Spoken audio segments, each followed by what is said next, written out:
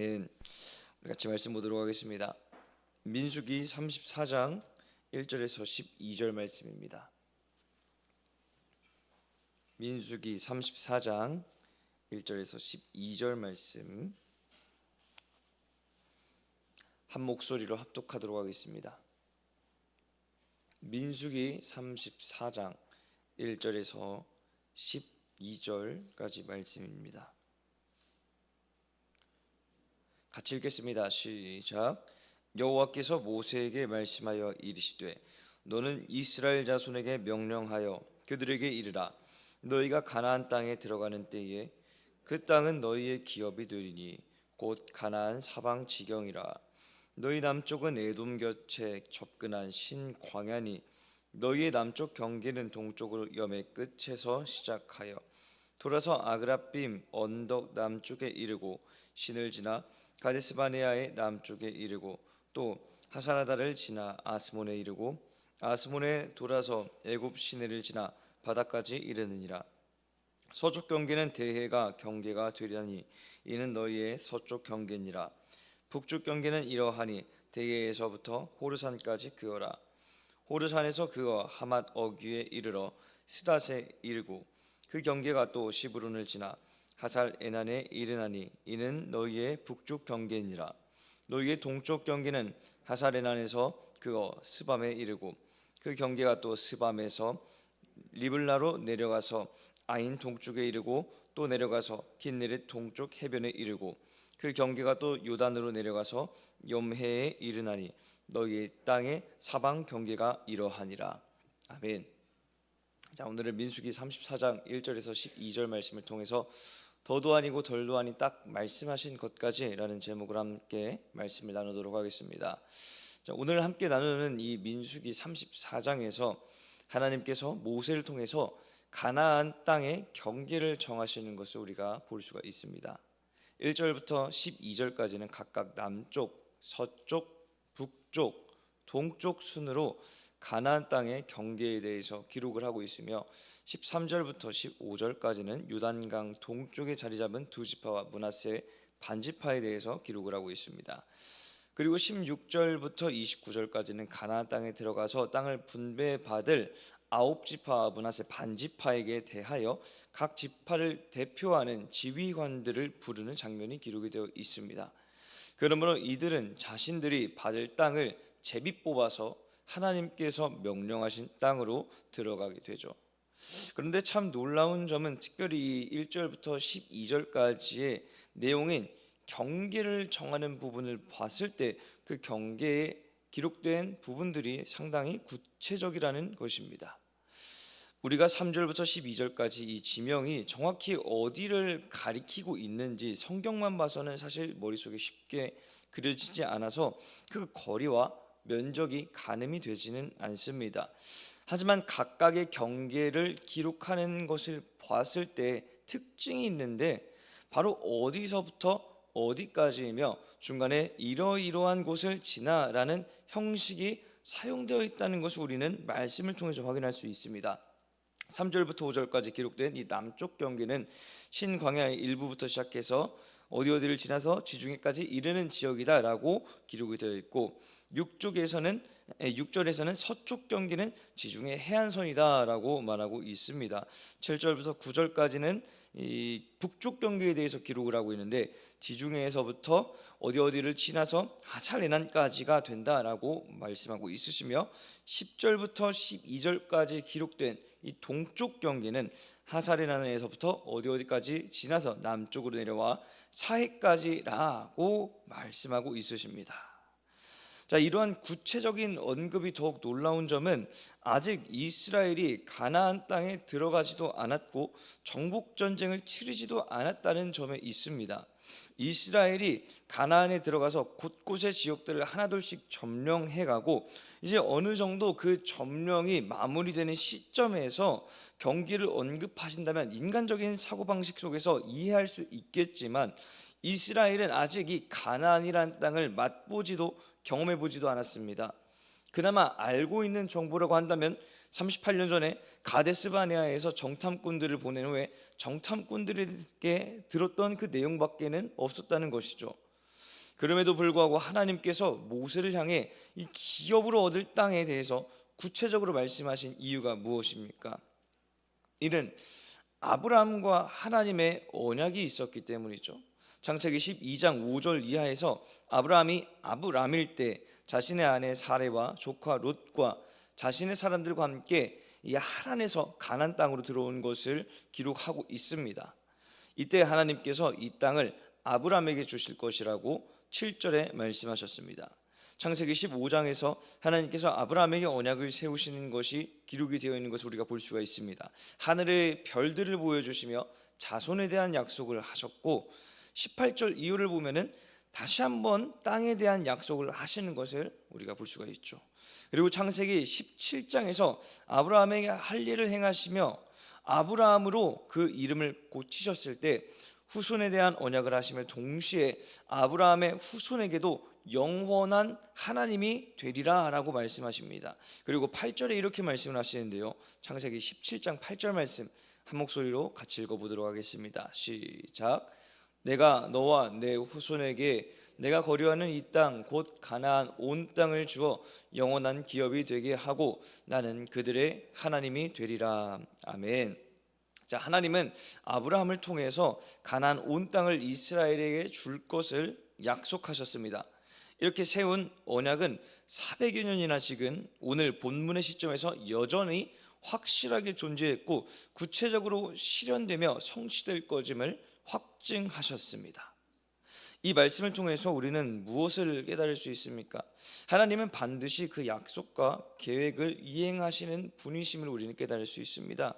약속대로 행하시기 위해서 하나님은 긴 시간 동안 많은 자손들을 허락하셨습니다. 그것으로 끝난 것이 아니죠. 약속의 땅으로 들어가기 위해서 하나님은 이들을 연단하셨습니다. 그러므로 이제 하나님의 때가 되어서 이스라엘이 모압 평지에 서서 가나안에 들어갈 준비를 마쳤을 때 하나님은 이들에게 약속하신 것들을 구체적으로 언급하시면서 친히 이들의 지휘관이 되셔서 진두지휘하시게 되는 것입니다. 그러므로 우리는 우리에게 주어진 시간이 하나님의 계획과 약속 안에 있는 시간임을 항상 인지해야 합니다. 다시 말해서 오늘 하루를 통해서 내 자신을 말씀으로 가다듬고 기도로 연단해야 한다는 것입니다. 하나님께서 나를 하나님의 뜻대로 사용하실 수 있는 그 최적의 상태로 만드는 과정이 바로 오늘 우리에게 주어진 오늘이라는 것을 알아야 합니다. 주어진 삶을 통해서 하나님께서 나에게 약속하시는 것을 이루실 것을 믿으시고 어제보다 더 나은 오늘을, 오늘보다 더 굳건한 믿음을 가질 내일을 만들어가는 믿음의 백성들이 바로 저와 여러분 되시길 주님의 이름으로 축복합니다. 자, 그렇다면 더욱 견고한 믿음과 신앙을 갖기 위해서 오늘 우리는 어떠한 마음을 가져야 할지 본문 말씀을 통해서 한번 보도록 하겠습니다. 이 주어진 본문을 통해서 우리가 집중해서 봐야 할 것은 바로 경계라는 말입니다. 경계는 어떤 기준에 의해서 구분되는 지점을 말하는 것이죠. 그렇기 때문에 하나님께서 이스라엘을 위해서 허락하신 약속의 땅인 가나안의 경계를 정하셨다는 것은 상당히 의미 있는 말씀일 수밖에 없습니다. 이전에는 그저 이 가나안 땅이 그저 이방 민족들이 사는 땅에 불과하지 않았다면 이제는 이스라엘에게 주어져서 하나님의 말씀과 하나님의 통치가 임하는 땅이 바로 이 가나안 땅이 될 것임을 말씀하시는 것이기 때문입니다. 이스라엘의 입장에서 봤을 때 하나님께서 이들에게 하신 말씀은 사실 아주 감격스러운 말씀이 아닐 수 없습니다.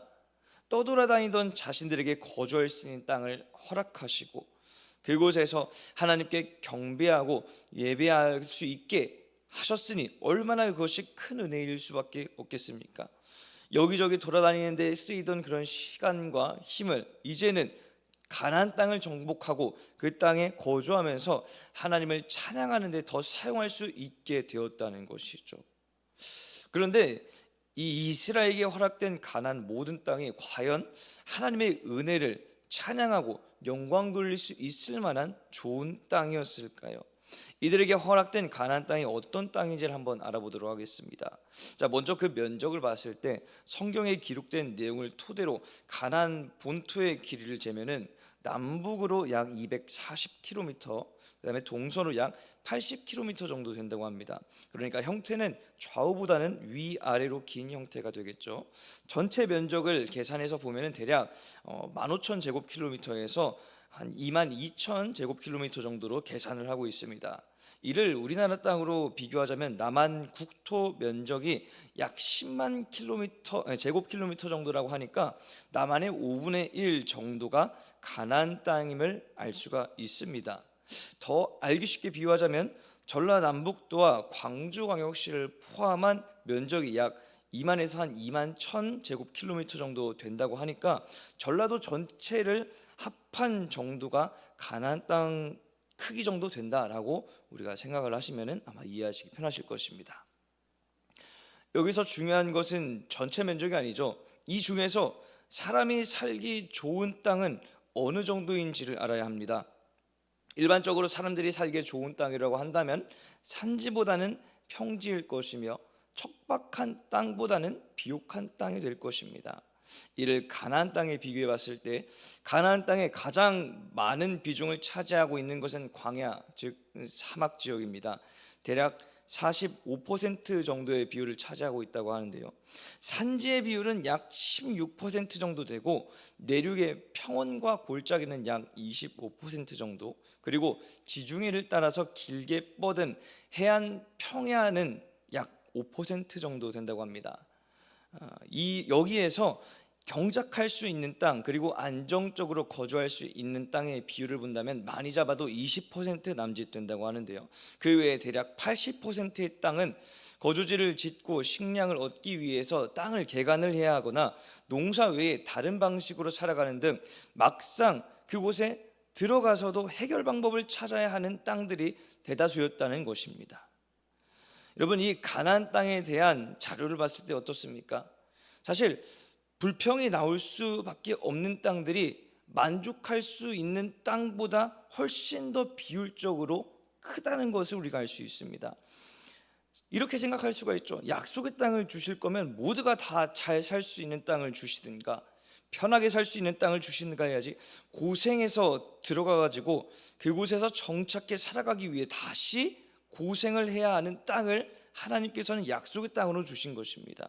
제비 뽑아서 들어간 곳이 알고 보니 산이 전부인 곳이고, 뽑아서 가봤더니 알고 보니 이전과 다를 바 없는 광야가 펼쳐진 곳이라면 얼마나 하나님께 원망의 소리를 내뱉겠습니까? 그러나 현실에 마주한 상황을 보고 원망의 소리를 내뱉기 전에 우리는 하나님께서 말씀하시는 것을 먼저 들을 수 있어야 합니다. 2절의 말씀을 우리 한번 세 번역으로 같이 읽어보도록 하겠습니다.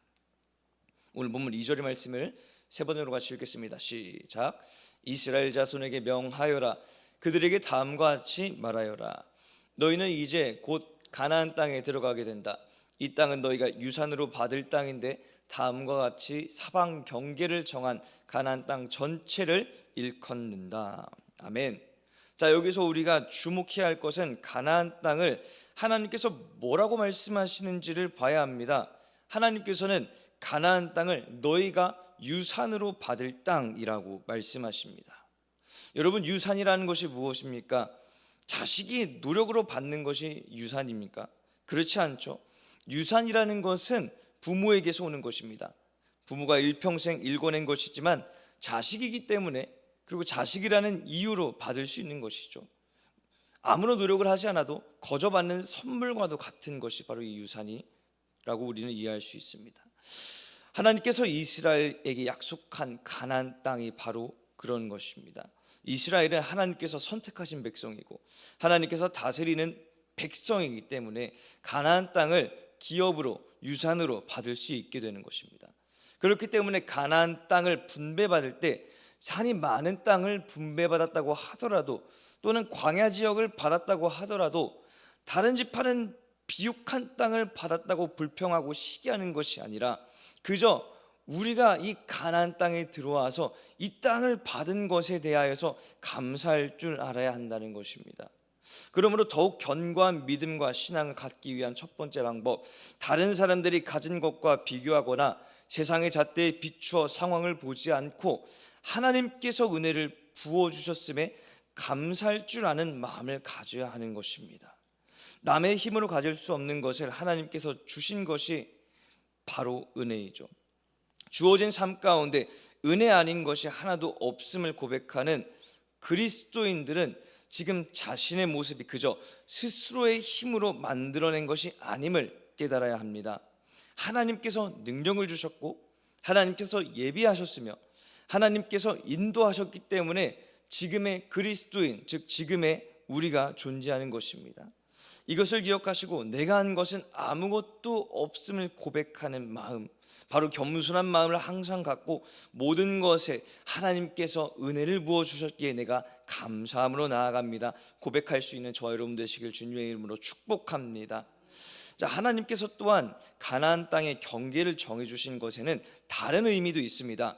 그것은 이스라엘 백성들이 가나안 땅을 각 경계까지 차지할 것이라는 소망의 메시지가 되기도 하지만 한편으로는 그 이상으로 경계를 넘어서 정복하고 다스리는 것을 허용하지 않는다는 뜻도 가지고 있습니다. 만약 자신의 지파가 받은 땅이 마음에 들지 않을 경우 불만을 품고 경계를 넘어서 그 이상의 땅을 개척할 수도 있을 것입니다. 더 풍요로운 땅, 더 살기 좋은 땅을 찾겠다는 면모로 말이죠. 그런데 이것은 바꿔 말하면 하나님께서 유산으로 주시고 아브라함 때부터 약속으로 주시겠다고 한 이 땅이 자신의 시선으로 봤을 때 너무나도 형편없음을 인정하고 하나님께 정면으로 반박하는 것을 의미합니다. 하나님의 말씀에 더는 신뢰하지 않고 순종하지 않으므로 자신의 생각과 자신의 계획대로 행하는 것이죠. 이것을 다시 말하면 뭐라고 말할 수 있습니까? 교만이라고 말할 수 있습니다. 하나님을 전능하신 하나님으로 받아들이지 않고 별 볼 일 없는 하나님으로 전락시키고 자신의 생각이 하나님의 뜻보다 더 위대하고 옳음을 드러내는 것이죠. 이를 통해서 더욱 견고한 믿음과 신앙을 갖기 위한 두 번째 방법, 하나님께서 경계를 세우시고 그저 그런 땅을 주셨다고 하더라도 하나님의 뜻이 있으셨겠지, 하나님의 생각이 있으셨겠지 하며 순응하고 받아들일 수 있는 마음을 가질 수 있어야 합니다. 그러나 이것을 잘못 이해한다면 마치 체념한 것과 같이 들릴 수도 있습니다. 하지만 지금 말하고 있는 것은 체념과 다른 것입니다. 체념은 자신의 생각이 있지만 자신의 생각과 다른 상대방의 소리로 인해서 자신의 생각을 포기한 것을 말합니다. 순응하고 받아들이는 마음은 포기하라는 말이 아닙니다. 하나님의 뜻에 전적으로 동의한다는 것을 말하는 것입니다. 다시 말해서 하나님의 그 말씀과 하나님의 뜻을 완전히 존중하는 것이며 완전히 순종하는 것을 의미하는 것입니다. 이런 마음은 어떻게 가질 수 있겠습니까? 나를 인도하시는 하나님은 전능하신 하나님이시고 나를 완전히 이해하시는 하나님이시며 나의 길을 가장 완전하게 완벽하게 인도하시는 분이 바로 나의 하나님이심을 인정했을 때 이러한 마음을 가질 수 있게 되는 것입니다. 이제 말씀을 마치고 정리하도록 하겠습니다. 우리는 주어진 시간을 통해서 하나님의 계획과 약속을 이뤄나가는 그리스도인들입니다. 그러므로 하나님의 뜻을 성취하기 위해서 우리는 하나님의 때에 하나님의 부르심에 언제든지 순종할 수 있도록 우리를 연단하고 다듬어야 하는 것입니다. 흔들리지 않는 견고한 믿음을 갖기 위해서 우리는 항상 겸손해야 합니다. 그리고 내가 한 것은 아무것도 없으며 하나님의 은혜 가운데 오늘도 내가 살아갈 수 있다는 것을 고백하며 항상 주어진 모든 것에 감사함으로 나아갈 수 있어야 하는 것이죠. 또한 나의 생각을 하나님의 뜻과 완전히 일치시킬 수 있어야 합니다. 하나님의 뜻에 전적으로 동의하는 완전한 순종의 자세, 그리고 하나님께서 말씀하신 그 말씀에 대한 완전한 존중의 자세를 가지십시오. 그러므로 때가 되었을 때 하나님의 계획대로 온전히 쓰임받을 수 있으신 저와 여러분이 오늘의 그 연단과 오늘의 그 다져짐을 통해서 만들어질 수 있게 되기를 주님의 이름으로 축복합니다. 우리 같이 기도하겠습니다. 공동기도문 함께 선포하도록 하겠습니다. 같이 선포하겠습니다. 시작. 은혜로우신 하나님, 우리에게 주어진 모든 것이 하나님의 은혜임을 고백합니다. 오늘 우리에게 허락되는 하루도 하나님께서 우리를 향해 계획하신 뜻을 알게 하여 주시옵소서. 자신을 위한 시간으로 하루를 소모하지 않고 믿음의 성장을 이루는 시간으로 사용할 수 있도록 우리를 다듬어 주시옵소서. 남들과 비교하며 불만을 품지 않게 하시고 하나님께서 주신 것을 업신여기는 교만을 버리게 하여 주시옵소서. 완전한 존중과 완전한 순종을 이루며 항상 견고한 믿음을 가질 수 있도록 은혜를 베풀어 주시옵소서. 예수님의 이름으로 기도드립니다. 아멘.